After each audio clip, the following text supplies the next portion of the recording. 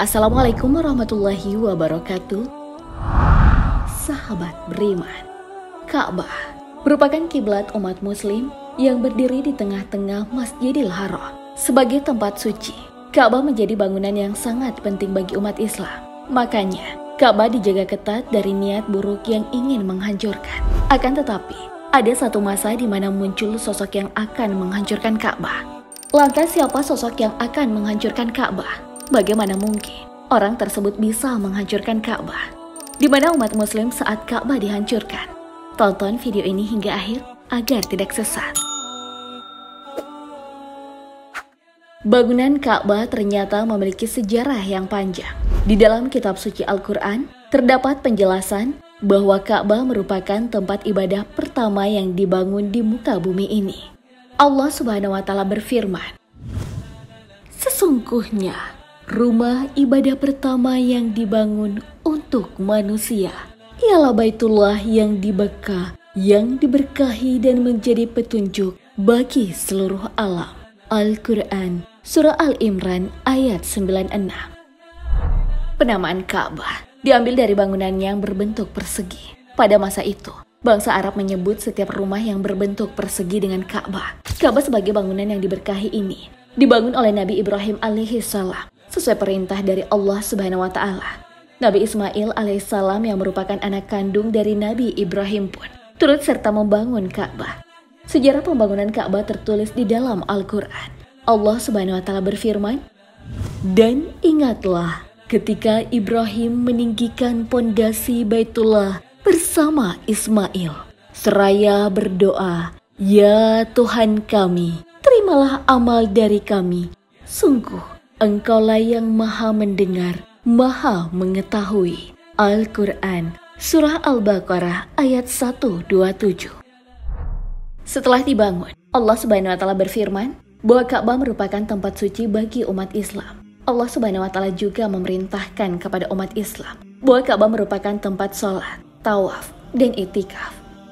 "Dan ingatlah ketika kami menjadikan rumah tempat berkumpul dan tempat yang aman bagi manusia, dan jadikanlah makam Ibrahim itu tempat sholat, dan telah kami perintahkan kepada Ibrahim dan Ismail, bersihkanlah rumahku untuk orang-orang yang tawaf, orang yang iktikaf, orang yang rukuk, dan orang yang sujud." Al-Quran, Surah Al-Baqarah ayat 125. Bangunan Ka'bah awalnya tidak memiliki atap. Tingginya 7 hasta, panjang 30 hasta, serta lebar mencapai 22. Ka'bah sebenarnya mengalami beberapa kali pembangunan. Bangunan pertama oleh Nabi Ibrahim dan anaknya Nabi Ismail. Kemudian, pembangunan juga pernah dilakukan oleh kaum Quraisy sebelum Islam dan Nabi Muhammad SAW ikut serta dalam pembangunan Ka'bah. Akan tetapi, pembangunan Ka'bah oleh kaum Quraisy tidak sempurna. Kaum Quraisy terkendala masalah dana dalam prosesnya membangun Ka'bah. Pembangunan Ka'bah kemudian disempurnakan di zaman Nabi Muhammad SAW. Ini sebagaimana yang dijelaskan dalam sebuah hadis. Rasulullah SAW bersabda, "Kalau bukan karena kaummu, wahai Aisyah, baru saja meninggalkan kekufuran, niscaya aku akan meruntuhkan Ka'bah. Lalu aku akan membangunnya kembali di atas fondasi Ibrahim alaihissalam. Karena sesungguhnya kaum Quraisy kurang sempurna membangun Ka'bahnya." Hadis riwayat Bukhari dan Muslim.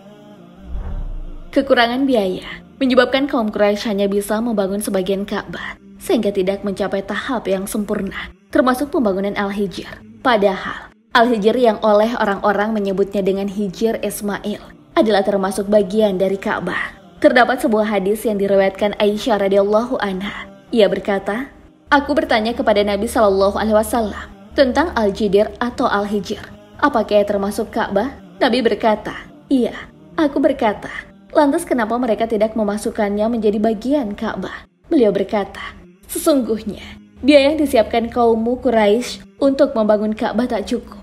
Aku bertanya, "Kenapa pintunya dinaikkan tinggi?" Beliau berkata, "Itu sengaja dilakukan oleh kaummu agar mereka bebas memasukkan ke Ka'bah siapa yang mereka sukai, dan mereka bisa melarang siapa yang mereka kehendaki." Hadis riwayat Bukhari dan Muslim. Betapa Ka'bah dijaga dari masa ke masa, dibangun hingga seperti yang kita lihat saat ini. Tapi bagaimana mungkin suatu saat Ka'bah bakal dihancurkan. Sulit dipercaya bahwa akan ada sosok yang akan menghancurkan Ka'bah. Karena yang kita tahu saat ini, Ka'bah begitu ketat penjagaannya. Namun peringatan akan adanya sosok yang bakal menghancurkan Ka'bah sudah dijelaskan oleh Rasulullah SAW, di mana pada akhir zaman akan muncul angin lembut yang akan mencabut nyawa setiap manusia yang beriman. Setelah peristiwa itu terjadi, hanya tersisa orang-orang kafir dan manusia yang tidak lagi menyebut nama Allah Subhanahu wa Ta'ala. Baitullah sudah tidak ada lagi yang merawatnya, juga tidak ada lagi yang menjadikan Ka'bah sebagai tempat beribadah. Hingga suatu hari, datang seorang yang bernama Dzu Suwaikatain dari Habasyah. Dzu Suwaikainlah sosok yang akan menghancurkan Ka'bah. Rasulullah SAW bersabda, akan dibaiat seorang pria di lokasi antara rukun dan makam. Baitullah ini tidak akan dinodai kesuciannya, kecuali oleh penduduknya sendiri. Jika penduduknya telah dinodai kesuciannya, maka tidak perlu ditanya lagi tentang kehancuran bangsa Arab. Kemudian akan datang orang-orang Habasyah menghancurkannya, di mana tidak akan ada lagi yang membangunnya sesudah itu. Merekalah orang-orang yang akan mengeluarkan harta yang tersimpan di dalam Ka'bah. Hadis riwayat Ahmad. Rasulullah SAW dalam sabdanya juga menjelaskan ciri-ciri Dzu Suwaikatain dan bagaimana ia menghancurkan tempat yang disucikan oleh umat Islam di seluruh dunia itu.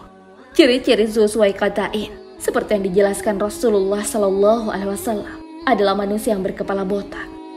Dzu Suwaikatain dari Habasyah akan menghancurkan Ka'bah. Pengikutnya akan merampasnya dan menanggalkan kain kiswahnya. Seakan-akan saya melihatnya botak dan ditinggalkan. Hadis riwayat Ahmad.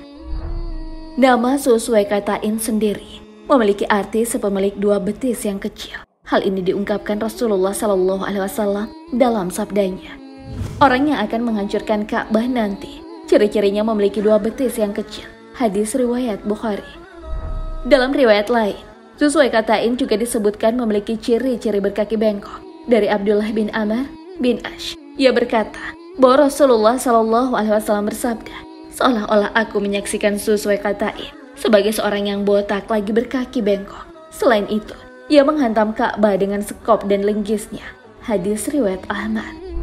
Penjelasan Rasulullah SAW selanjutnya terkait ciri-ciri manusia yang akan menghancurkan Ka'bah adalah berkulit hitam. Mereka inilah yang nantinya akan melepaskan batu Ka'bah satu persatu. Dari Abdullah bin Abbas, Rasulullah SAW bersabda, seolah-olah aku mengenalnya seperti orang berkulit hitam dan berkaki bengkok yang melepas batu Ka'bah satu persatu. Hadis riwayat Bukhari. Penghancuran Ka'bah nantinya menggunakan peralatan seperti sekop dan linggis. Dengan alat-alat ini, Dzu Suwaikatain menanggalkan kiswah Ka'bah, menurunkan batu-batu Ka'bah, kemudian menghancurkannya. Dari Abdullah bin Amr, saya pernah mendengar Rasulullah SAW bersabda, Ka'bah itu dirusak oleh Dzu Suwaikatain dari Habasyah. Dicopotinya perhiasan Ka'bah dan dilepas kiswahnya. Seolah-olah aku menyaksikan Dzu Suwaikatain itu, orang berbadan kecil yang botak, agak bengkok pergelangan kakinya. Ia menghantam Ka'bah dengan sekop dan linggisnya. Hadis riwayat Imam Ahmad. Tokoh Muslim bernama Al-Halimi menceritakan bahwa sejak zaman Nabi Isa alaihissalam, Dzu Suwaikatain sudah berencana menghancurkan Ka'bah. Di mana pada zaman Nabi Isa alaihissalam ada seseorang yang melaporkan kepadanya tentang orang Habasyah berbetis kecil sedang menuju Ka'bah untuk menghancurkannya. Namun Nabi Isa alaihissalam kemudian memerintahkan 7-8 orang untuk mencegah orang Habasyah berbetis kecil itu menghancurkan Ka'bah. Sahabat beriman, ternyata kebencian bangsa Habasyah terhadap kaum muslim sudah terjadi sejak sebelum zaman Rasulullah SAW. Namun baru bisa melanjutkan misi menghancurkan Ka'bah pada akhir zaman, masa ketika orang-orang beriman sudah diwafatkan. Wallahu a'lam bishawab. Assalamualaikum warahmatullahi wabarakatuh.